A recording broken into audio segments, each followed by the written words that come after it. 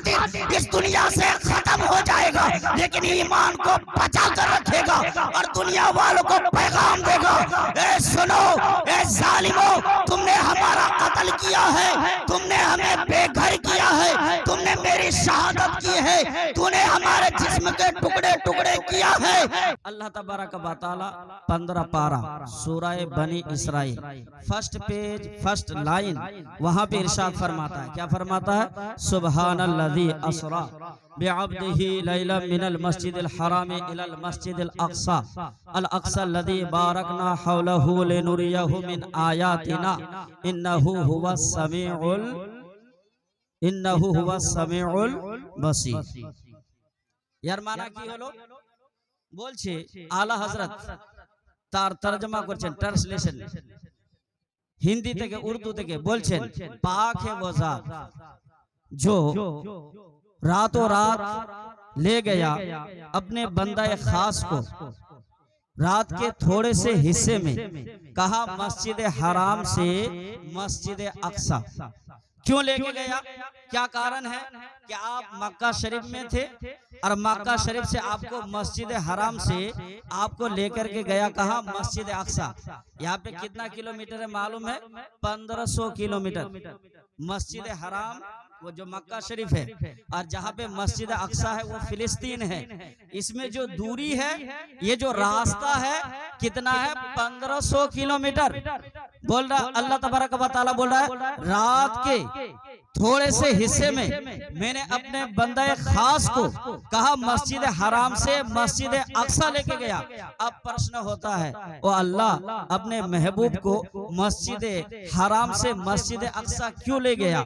तो रब ताला जवाब देता है, क्या जवाब देता है? ताकि मैं उन्हें दिखाऊं अपनी आयतें, अपनी निशानियां, अपनी अलामतें और उसके आसपास में जो बरकतें मैंने रखी है उन निशानियों को देखे, उन निशानियों का मुशाहिदा करे और मस्जिद अक़सा का बयान ला करके बताया, सुनो ये मस्जिद अक़सा कोई आम फहम जगह नहीं है, ये मस्जिद अक़सा कोई ऐसी वैसी जगह नहीं है।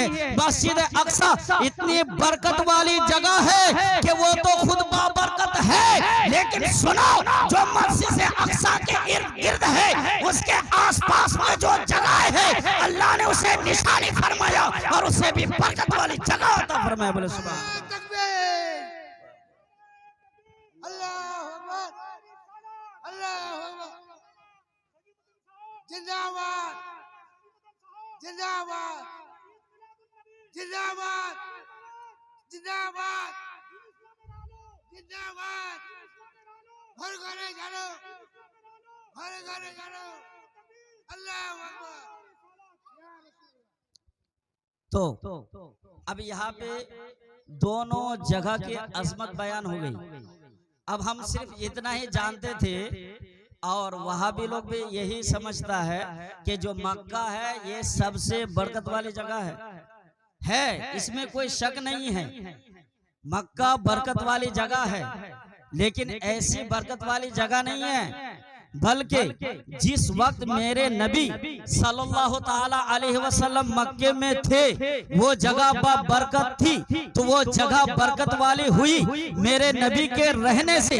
लेकिन जब हमारे नबी सल्लल्लाहु ताला अलैहि वसल्लम उस मक्का से हिजरत करके मदीना गए, ऐसे ही हिजरत करके मस्जिद अक़सा गए, ऐसे ही हिजरत करके और कहीं गए, जहां भी रहे, कहने का मतलब ये है कि वो मस्जिद हराम, वो मक्का शरीफ ऐसे अफजल नहीं है, ऐसे तमाम जगहों में बेहतर जगह नहीं है, ऐसे तमाम जगहों में अच्छी जगह नहीं है, बल्कि अच्छी जगह होने का कारण ये है कि उसमें हमारे नबी मोहम्मद अरबी सल्लल्लाहु ताला अलैहि वसल्लम जलवा फरमा है। तो अब कायदा मालूम हो गया, अब मेरे नबी जहाँ जहाँ जलवा फरमा होंगे वो जगह उस दुनिया में, उस कायनात में सबसे अफजल और आला होगी और वो जगह सबसे बरकत वाली होगी। बोले सुभान।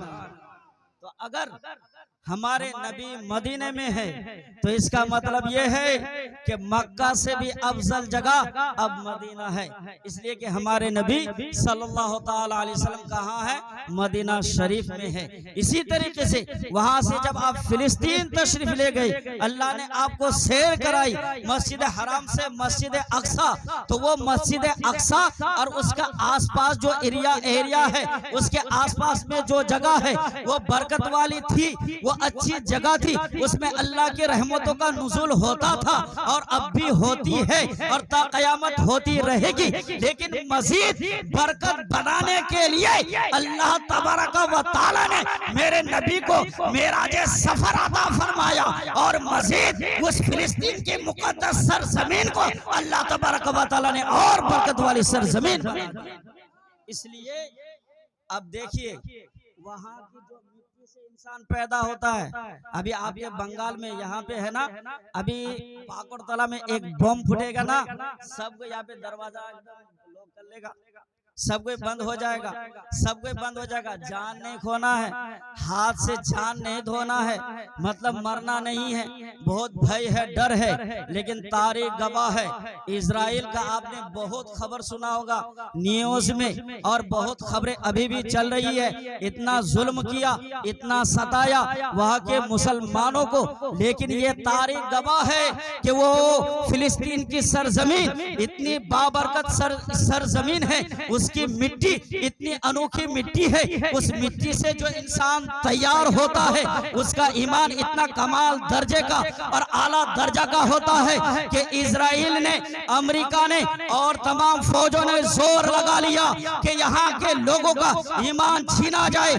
फिलिस्तीनियों को मारा कत्ल किया जाए।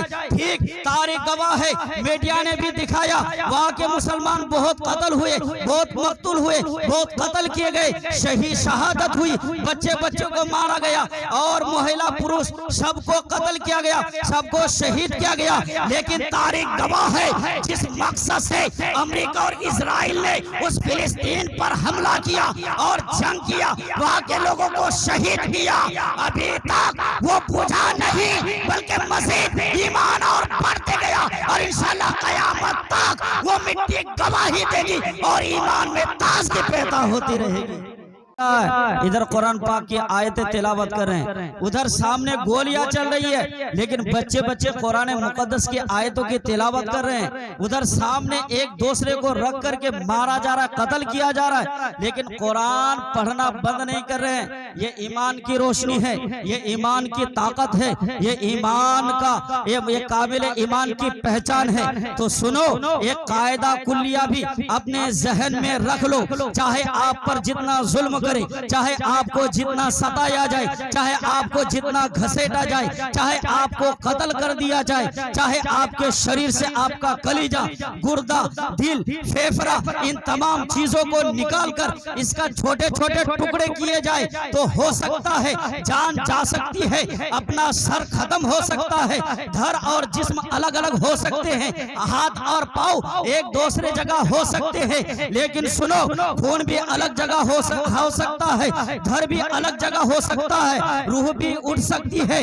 लेकिन सुनो, अल्लाह ताला जिस बंदे को कामिल ईमान की दौलत अता फरमाता है, तो सुनो, उनका सारा शरीर, उनका सारा शान, उनकी सारा ये वजूद, ये तो खत्म हो सकता है, लेकिन ईमान वो आपसे बेच नहीं सकता, ईमान को नष्ट नहीं कर सकता, बल्कि वो अपने ईमान के खातिर इस दुनिया से खत्म हो जाएगा, लेकिन ईमान को बचा कर रखेगा और दुनिया वालों को पैगाम देगा।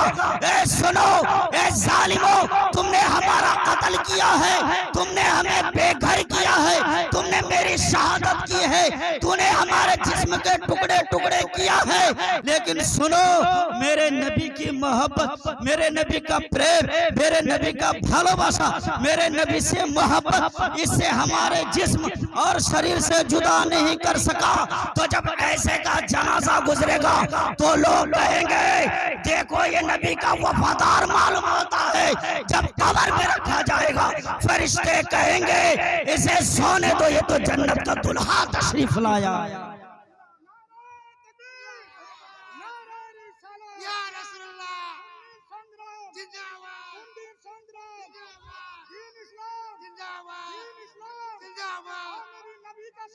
जिंदाबाद वाह मेरी नबी का सलाम, जिंदाबाद वाह मेरी नबी का सलाम। जिंदाबाद बच्चा बच्चा हो कुर्बान, इतना भी नहीं। তো আমি যে আয়াত পড়েছিলাম সুবহানাল্লাযী আসরা বিআবদিহি লাইলা মিনাল মসজিদিল হারামে ইলাল মসজিদিল আকসা, তো অনেক কথা ছিল যেটা মানে জরুরি, ওদিক আগে যেতে পারলো না, সময় এখানে সমাপ্ত হয়ে গেল। কেন আমাদের মেন বক্তা এখানে আছে, আর যে ভাষাটা আপনারা পছন্দ করেছেন সেই ভাষাতেই বলবে। তো আমি এখান থেকে নিজের বক্তব্য শেষ করছি। সরে আরশ पर है तेरी गुजर, दिले फर्श पर है तेरी नजर, मलकूत मुल्क में कोई